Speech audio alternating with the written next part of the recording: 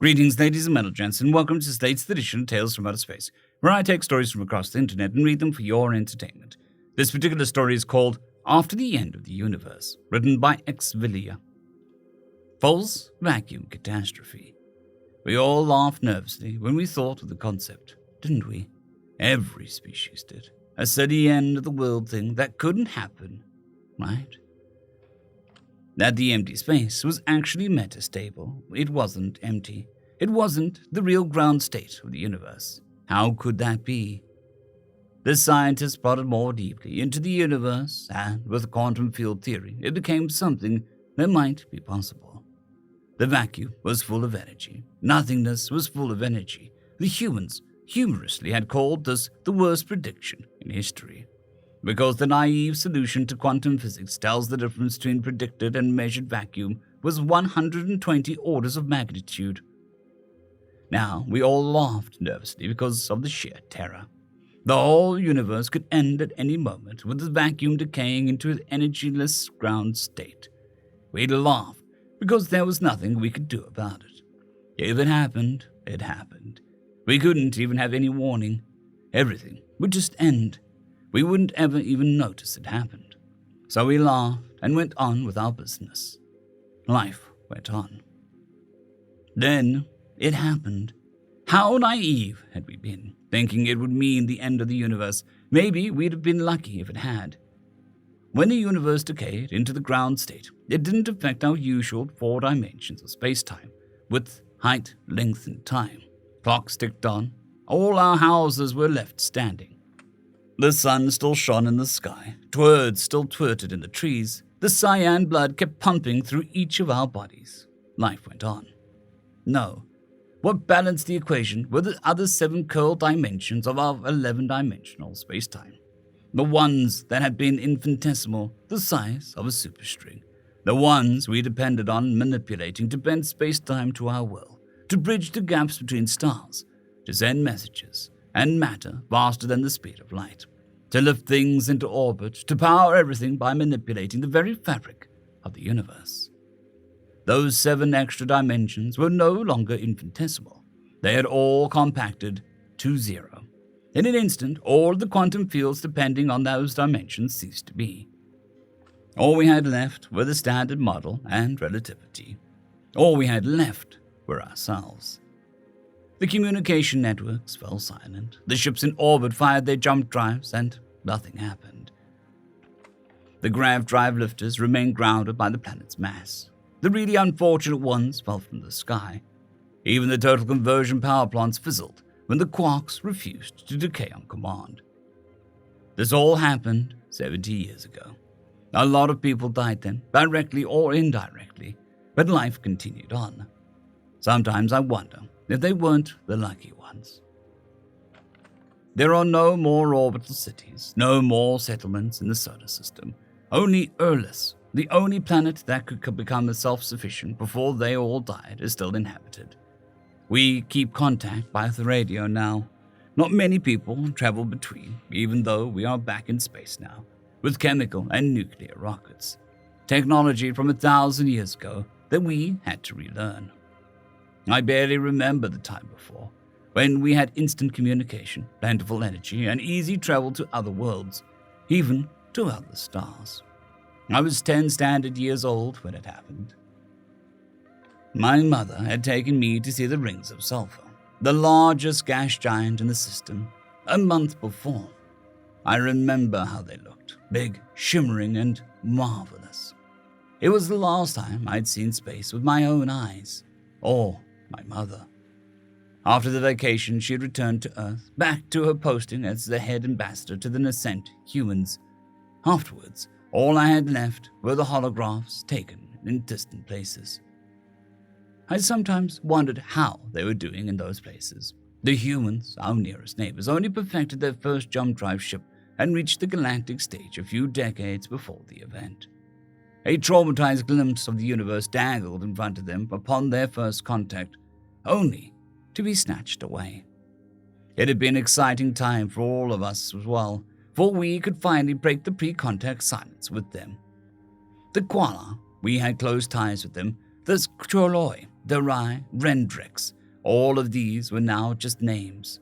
For us, they might as well not have existed anymore, except for the few individuals who were still living amongst us. Trapped here just like everyone else. Only for humans it must have been even worse. Cut off from their homes and loved ones forever. Trapped on an alien world, going through the worst calamity in history. I hardly understood what had happened when everything went dark that one day. Going through the hardships, it took me a long time to accept that it all wouldn't come back. The universe I had known was literally gone. We were alone, isolated. No one could help us. No one could reach us, even as society collapsed all around us from lack of energy, lack of food, and lack of energy to harvest and transport the little food we had. It took a long time for us to pull ourselves up from that. I was in my 30s when we finally had reliable power generation again on planetary scale. We'd had power before that, but it had been spotty, unreliable, and rationed. There just wasn't enough for it for everyone. We had to turn again to technologies from a millennia ago. Nuclear fission, then fusion. We had to power an entire planet starting from nothing. In the beginning, we even burned fossil fuels again, just to power enough industry to get things moving. By the time we could provide basic needs of everyone, over 6 billion people had died, of starvation, disease, or even just the chaos of collapse of social order. I was lucky to survive through all of that.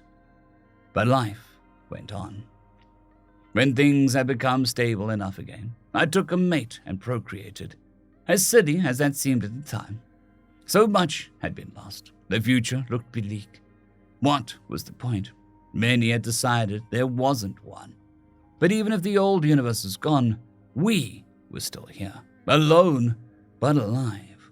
So life had to go on, and even if we didn't know why. Slowly, things got better. Even if there was no returning to the past, things got better. We adjusted, adapted, and learned to live in our new universe. We even got back into space, burst with satellites. We got planet-wide communication networks back up, now with radio, then a small space station. 20 years ago, we sent the first ship to Uranus. 6 of our people went there, and 6 aliens returned. I don't know if you remember that. It wasn't much, but as a symbol, it was powerful. We may have been alone in the universe now, but at least we still had each other here in the solar system. Every few years, as the planets align right, the Nissa, named after the ancient watcher over travelers, makes another journey between the two planets. We had scientists, astronomers, astrophysicists looking at the skies again, trying to learn anything they could about the vacuum decay event and how it had changed the universe. All they really learned was that they were quite certain it had happened everywhere, that we weren't unique. They could detect no more effects of dark energy within the 60 light-year bubble around us. The light beyond that was still old light from the universe that didn't exist anymore. This was the final verification that nothing could be done to reverse it. That was 10 years ago. They may not have learned how to fix the universe, but they did discover something else. Anomalous readings from the yellow star 15 light-years distant that humans called Sol. Or rather, from a point in space near it. Energetic blue-shifted recombination lines of hydrogen and helium. For years this made no sense to us, but as we watched it, we saw the blue shift decrease while the source of the photons became brighter. As much as we couldn't believe it, there was only one possible explanation. Something was coming fast towards us and slowing down. Then we had to believe it. As the object was passing through our Oort cloud, we detected radio broadcasts from it on several fundamental frequencies of the universe. Resonance of hydrogen and hydroxyl molecules and their harmonics. The signals were too faint to understand at first, but each passing day they became stronger. It was a repeating message broadcast every 10 minutes. "We greet you, friends, on behalf of humanity. This is Express Mail Ship Hermes. We bring you messages from Earth. Please allow peaceful passage of this vessel to your world. Know that you do not stand alone in the night." By the time the Hermes had passed through the Oort cloud, it had slowed down enough that it would take almost another year for it to reach the inner solar system. It had been an agonizing wait as we watched the ship slowly crawl towards us. It was such an irony that the ship that had crossed the gulf between the stars at a great fraction of light speed would take so long to bridge the final couple hundred AU. But the humans' clever design traded thrust for impulse, and so while it could get up to significant fractions of the speed of light, it took decades for it to build up that speed, and then decades to decelerate. The ship's engines had arrays of Z-pinch magnets that continuously cycled to squeeze the rotating helical flow of deuterium plasma into fusion temperatures. Another set of nozzles injected the stream of hydrogen which enveloped the fusing deuterium. Heated by the fusion, the hydrogen stream was collimated with a magnetic nozzle into thrust. The engine had incredible efficiency, but could only pass a small stream of hydrogen through it, resulting in a very low thrust. But over decades, even a continuous push of a feather becomes mighty. 2 months before the ship finally braked into our orbit, the automated messages turned off and was replaced by a voice of a live human. The ship's computer had woken up the 2 crewmen from their deep cryo-hibernation. I can't even describe the feeling I had. We all had. Talking to a being from beyond the stars. For many, their first time ever. But then, I guess I don't have to. It is as well as I do. Since my mother had been an ambassador to the humans, I was there when they landed with their small landing craft and ceremoniously handed us a data card that contained the declaration of their mission, to reconnect every species and planet and star again. On the card were the schematics for the Z-pinch drive and the messenger-class ship that was in orbit. Of course, the data card they handed was just symbolic. The real payload was stored in the computers of the lander. Petabytes upon petabytes of data. Personal messages, official messages, greetings and well wishes from all the peoples of Sol. Hollows, literature, music and culture, scientific data and engineering schematics, everything the humans knew about fusion, fission, radio and all the other technologies, space and planet-bound, that had been obsolete for many millennia. Everything needed to bring a world back to the cusp of the galactic age. For the humans had only made contact with the galaxy a few decades before the catastrophe. Even their first jump drive ship had been still fusion-powered, with the same reaction drives they'd perfected over the centuries they had spent colonizing their own solar system the hard way. They weren't yet dependent on all the technologies that had stopped working when the vacuum decayed. They just turned their old fusion plants, rockets and radio relays back on and continued from where they left off. Because of their backwardness, they were still experts in all the old technologies, the ones that still worked. How's that for irony? All the technologies they handed over in exchange just for one promise, to refuel their ship and continue their mission. The humans would have to remain here, for the cryo-hibernation is too hard on a person's system to do twice. 2 of us would have to take up their mantle and carry on. They had even brought some physical items from Earth with them. Not a lot, for every gram was precious. But still some. I'm sure you can imagine my surprise then when one of the humans came to my doorstep. I don't even remember what he said when he handed me the small container.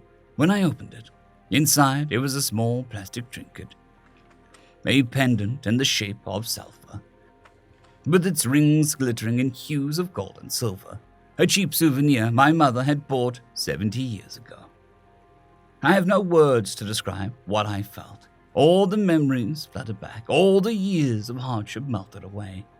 I was 10 years old again, looking at that beautiful planet with my mother, and the universe was full of hope and wonder.